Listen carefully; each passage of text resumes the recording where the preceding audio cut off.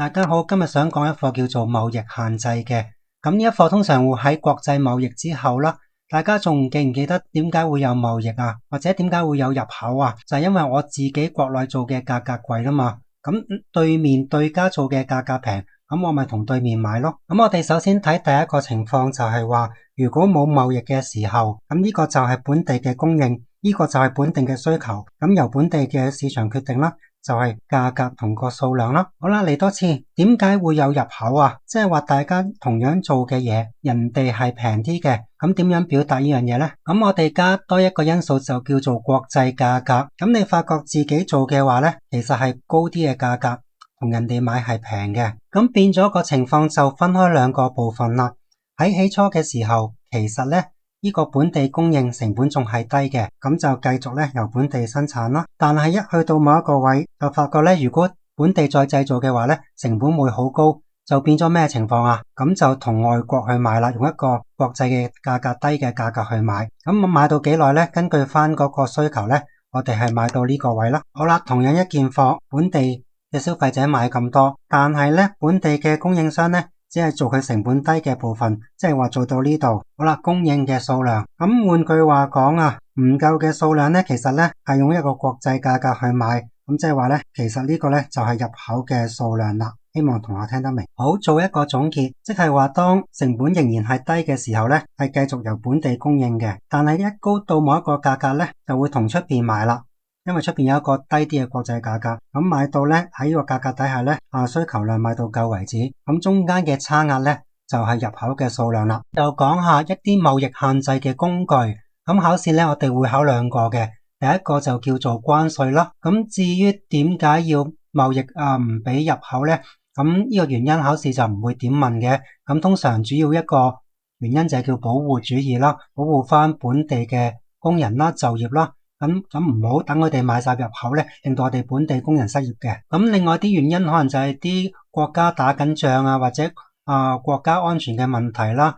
咁就盡量咧避免同你做晒貿易啦。咁呢啲我哋唔需要理會嘅。咁我哋咧直接揾一個題目問關稅係點樣考先咯。例如25年嘅題目，例如原本冇任何限制之前咧，國際價嘅咧係賣緊100蚊嘅。咁而家一進口咧，我哋咧就加個20蚊嘅關稅，咁即係話100蚊嘅貨物咧入到嚟我哋國家咧就變咗120蚊啦。同學跟唔跟到啊？好，嚟多次，本來呢件貨係賣緊100蚊嘅，但係而家咧加咗一個20蚊嘅關稅入到嚟咧就變咗新嘅價格咧係120蚊。咁有啲咩影響啊？頭先講過貿易限制嘅其中一個原因就係本地保障翻本地嘅工人。好啦，喺新嘅價格底下，其實本地嘅生產量咧係會做多咗嘅，因為而家啲嘢係賣緊120蚊，加咗關稅之後就唔係100蚊，所以從生產嘅角度嚟講咧，呢個係本地嘅生產係會做多咗嘅。但係從消費者嘅角度，由於加咗價，因為加咗關稅，佢買嘅數量需求量咧係會減少咗嘅。好啦，加咗關稅之後，本地供應量做多咗，本地嘅消費量減少咗，中間嘅仲記唔記得係乜嘢啊？冇錯啦，就係入口嘅數量。你睇到咧，入口嘅數量係減少咗嘅，由開頭好闊嘅部分，好啦，縮減到依家咧收窄咗嘅部分。好啦，我哋就答咗頭兩部分嘅問題啦。本地生產量 Q1 做多咗啦。好啦，進口量就係本地生產量同本地消費量相差嘅部分，就係同出邊買，即係入口量。咁考試咧都會問第三個部分嘅關稅嘅收入。咁政府收咗幾多錢啊？就係入口嘅數量乘翻嗰個關稅20蚊。咁應該咧就係呢個部分啦，入口嘅數量乘翻嗰個關稅個金額，咁呢個咧就係叫做關稅收入啦。咁你發覺考試咧都係問得好直接嘅啫，你要將個關稅嘅圖用咁嘅方式畫晒出嚟。咁咧有時咧會問多一個部分嘅，咁我答埋佢啦。好啦，咁同學睇唔睇到進口嘅總值增加咗定減少咗啊？答案咧應該係減少咗嘅。你睇到咧，因為咧國際價格係100蚊，但係咧進口嘅數量咧兩邊都縮咗，咁即係話咧其實係減少咗兩個部分咯。嚟多次，國際價格唔變，但係入口嘅數量少咗，所以進口總值兩個乘埋咧其實係下降咗嘅。就揀一下選擇題嚟做啊，或者同學暫停嘅畫面大約1分鐘，睇下識唔識做呢一題啊？好，或者我哋用翻頭先嘅例子啦，當原本價格咧係100蚊，加咗關稅之後咧，國內咧就變咗賣120。好啦，咁而家咧世界價格下降，咁我哋當跌到落90蚊啦，咁即係話咧加咗20蚊關稅咧，都係110蚊。咁我哋唔想咁多條線啦，我哋咧全部都係喺加咗關稅之後嘅價格，就係話原本120蚊跌到咧新嘅加咗關稅價格之後咧嘅110蚊，呢兩個價格去比較。